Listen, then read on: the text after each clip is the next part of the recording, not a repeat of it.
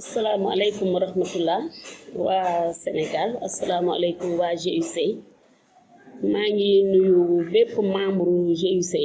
boo xamante ne fekke woon na wala mu wuutee assemblée générale bi ñu defoon le 18 passé pour créer GUC bi muy grande union coopérative ñu teg ko ci base yoo xamante ne nag dañu gis ni réew mi jafe-jafe yi bari na te amuñu benn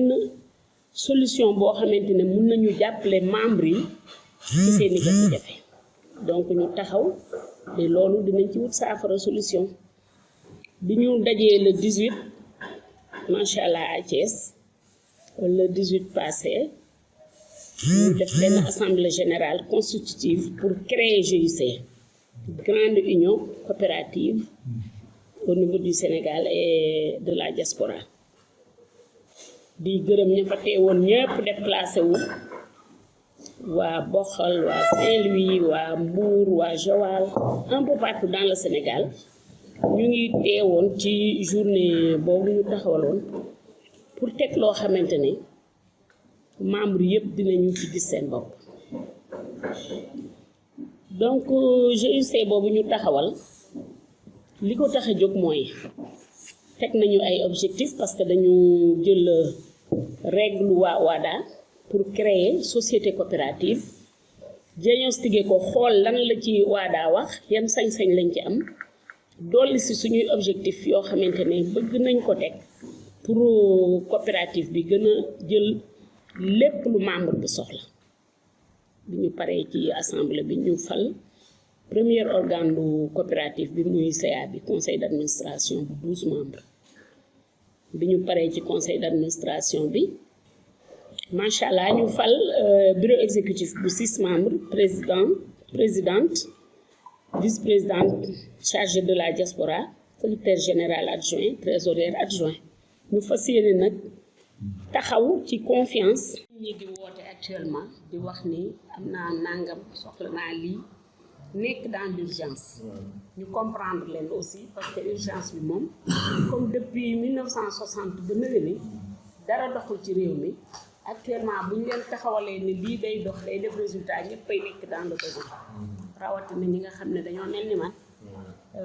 seen loxo jotul seen gannaaw dañuy bëgg rek léegi projet yi taxaw njaay mi taxaw njënd mi taxaw mun nañ ko def daal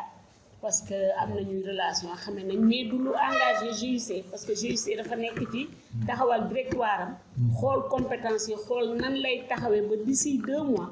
li mu soxla ci base de données bi yëpp muy partenaire muy relation client muy lépp mu mettre ko en place ba nga xam ne bu déparé dootul taxaw lépp dina dox mais actuellement ñi am produit bëgg ko jaay ñi bay bëgg a jaay mun nañu xool ci suñu biir nu ñuy liggéey ba lépp mën a dox mais du dox ci cadre GUC parce que GUC day door a taxaw amagul sax 2 mois donc bu ñu bëggee ànd ak directeur Malick Diallo bi nga xam ni macha allah li muy def lépp da koy teg ci lu leer tabax boobu nag il faut ñu may ko temps mu jël lépp man ko digitaliser liggéey ko ak waa cabinet ba résultat yi mën a nekk résultat yi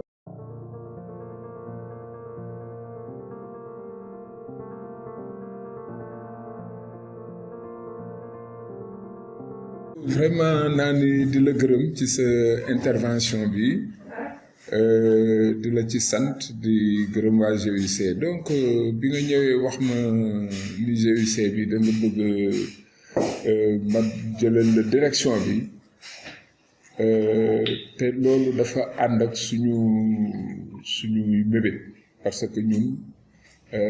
cabinet bi ñu créé muy MAPA li ko tax a jóg rek mooy xeex pauvreté bi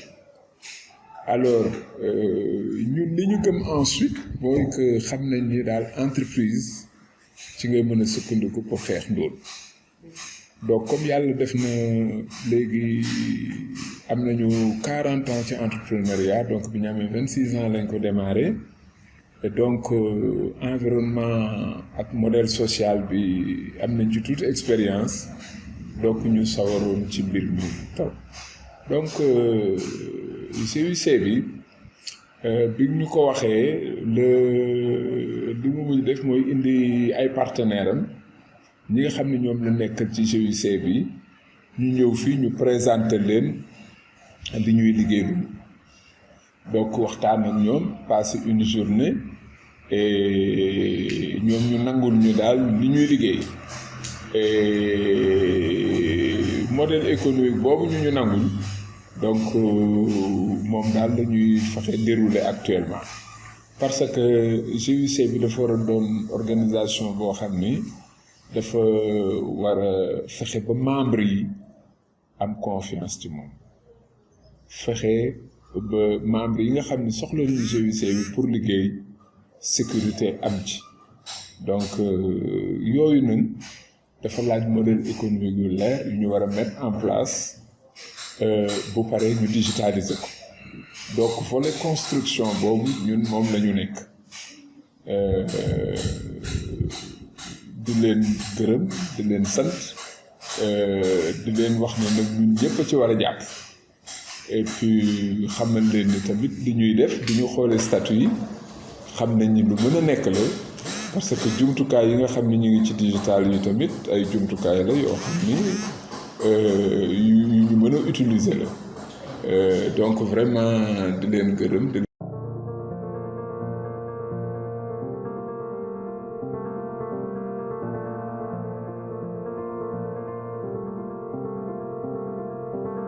donc programme journée bi dañuy njëkk jox madame Victorine mu accueillir suñuy gan defal mot de bienvenue am su paree jox kàddu gi madame la présidente madame Nani Sène présidente de la GIC mu def intervention jox ñu ay tuuti leeral ci GIC bi bu paree ñu jox kàddu gi monsieur Assane Lo mu présenter cabinet Mampa wax ñu kañ lañ créé cabinet Mampa lan mooy objectifu cabinet Mampa ak yan moyen la cabinet Mampa di utiliser pour liggéey bu loolu weesoo ñu passe kàddu gi directeur général du cabinet Mampa monsieur Malick Diallo mu présenter ñu rapport bi nga xam ne ANSD moo ko génnee ci secteur informel bi wax ñu lan moo tax ñu war a changer wax ñu nan la ñu war a changer wee ak wax ñu kañ la ñu war a changer bu ñu paree ci loolu ñu daal di def suñu pause daal di dem añi bu ñu jógee ci pause añ bi nag ñu defal leen présentation modèle économique bi nga xam ne moom la ñuy utiliser pour doxal GIC bi bu ko defee nag bu loolu weesoo ñu daal di def benn débat waxtaan ci li nga xam ne nag moom la xam ne GIC bi moom lay utiliser muy jumtukaay bi muy liggéeyee. Donc nous allons vous présenter, comme on a dit, la gestion du modèle économique assisté par le digital pour développer la GIC. Donc nous allons vous présenter cela. Merci de votre attention. Ñu ngi leen di jaajëfal.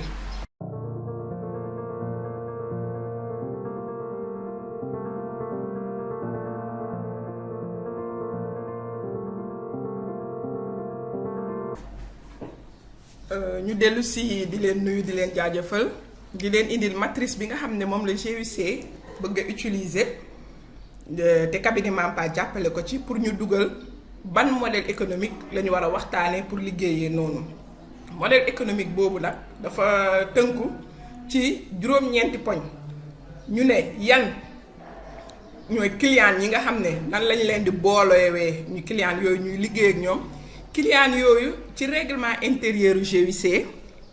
bi nga xam ne tënk na ni GIC war a doxee ci chapitre 2 wam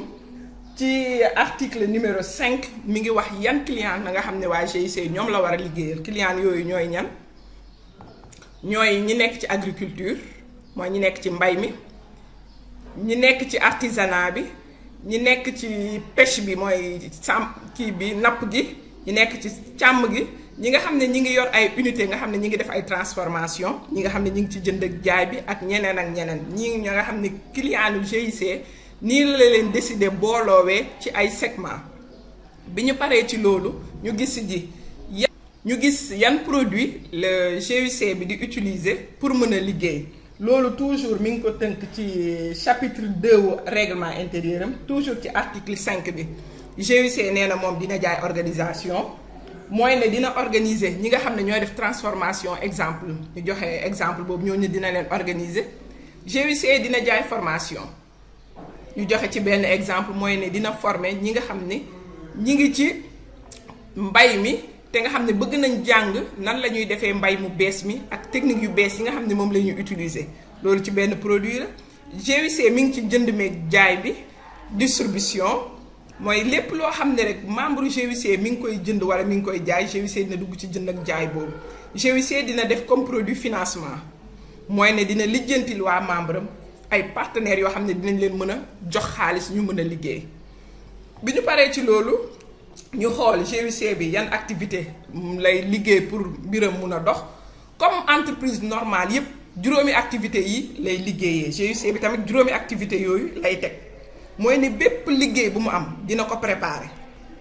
bu ci paree dina ko planifier dina ne liggéey bii bis sàngam lay commencer bis sàngam lay jeex te ci diggante bi nii ak nii lañ koy defee mu leer nekk ci système bi ñépp di ko gis. dinañ def lancement bi mooy dinañ préparer yépp ba nga xam ne bis bu ñu yegsee fii ci exécution bi liggéey bi day jaar yoon ñu koy mën di contrôler par rapport ak ñu ne la ñu planifié woon ndax loolu la ñu nekk di exécuter ndax li ñu planifié woon ci exécution bi ñu ngi topp planification bi di ko respecter bu loolu yëpp pare ñu clôturer ko. clôturer bi nag mooy dañuy dem xool préparation bi ñu génnee écartam ak exécution bi pour mën a xam nag am ci retour d'expérience ñu xam li ñu liggéey nan lañ ko liggéeyee woon lan moo ci baax lan moo ci am ay gàllankoor pour que gàllankoor yooyu mun ñu doon retour d'expérience pour bu lu mel noonu tey bu ñu koy liggéeyaat ñu mën ci indi lu ñuy wax performance. bu jógee ci loolu ñu ñëw ci revenu yi mooy xaalis bi nga xam ne GUC dina ko fayeeku loolu mi ngi ko tënk toujours ci règlement intérieur bi nga xam ne bind na ko ci article 6 chapitre 4 fa la ko tënk nee na GUC bi ñi nga xam ne ñooy ñëw di bokk mooy droit d'adhésion ak part sociale yi cotisation yi ñuy def bu ñu liggéeyee prestataire mu fay prélèvement yi nga xam ne nañ ko def ci nit ñi ak subvention yeeg may yi ñuy may foofu la GUC bi di jógee xaalis bu loolu yépp GUC bi tënk na ñeenti poñ yi ci règlement intérieur am mais yi ci des GUC bi moom la ñu war a waxtaanee pour xam nan lañ koy doxalee muy lan muy suñu diggante ak clients yi relation bi ñuy am ak clients yi nan lañ koy doxee moo tax ñu def ci point d'interrogation nan la ñuy jëflanteeg suñu client bu paree yan canaux la ñuy teg pour suñu client mun ñoo xam te léegi dañuy xam ne àdduna bi toll na foo xam ne canaux digitaux yi ñooy gën a dox mooy internet bi ñu gën a favoriser canal yooyu waxtaan ci pour ne décider ne bii ak bii canal daal mooy bi nga xam ne moo gën pour GUC bi su paree loolu ñu wax yan partenaire la ñuy liggéeyal partenaires yi nga xam ne ñoo ñuy jaay partenaires yi nga xam ne ñoo ñuy indil xaalis partenaires yi nga xam ne ñoo ñuy indil seen xam-xam mooy partenaire technique yi ak partenaires yi nga xam ne lépp lu ñu soxla daal ci mbirum GUC bi partenaires yooyu dañ koy soxla fii lañ koy tënk ne ñii partenaire la ñuy liggéeyal ba ci état bi képp kuy partenaire fii lañ ñuy liggéey ak ñoom ñu leeral ko ci poñ bi suñu paree nag ñu ne nag pour liggéey lii yépp fokk ñu am ay jumtukaay moom la ñu woowee ay ressources fokk am ay nit ñu koy liggéey fokk ñu am matériel bu koy liggéey ay ordinateur ak ñoom seen fokk ñu am xaalis bu koy liggéey waaye fokk ñu am tamit ay documents yu koy liggéey mooy ñeenti ressources yi nga xam ne fokk GUC bi teg ko muy les ressources humaines les ressources matérielles les ressources financières ak les ressources documentaires ñu waxtaan ci ba mën koo dugal bu ñu paree ci ressources yooyu nag ñu ñëw xool coût bi lii yépp buñ ko mënee teg ban coût la ñuy dikkal buñ ko tegee waxtaan ci ba pare ci la ñuy mën na nekk tënk GUC bi ne GUC bi nii lay doxee ndax poñam yi yépp leer na ñu war ko waxtaanee ci suñu journée bi ñu ngi leen di jaajëfal di leen wax ne lii moo doon li ñu leen indi woon muy matrice bi nga xam ne mooy tax ñu décider wu ci modèle économique bu mel nii la ñuy liggéeyee merci.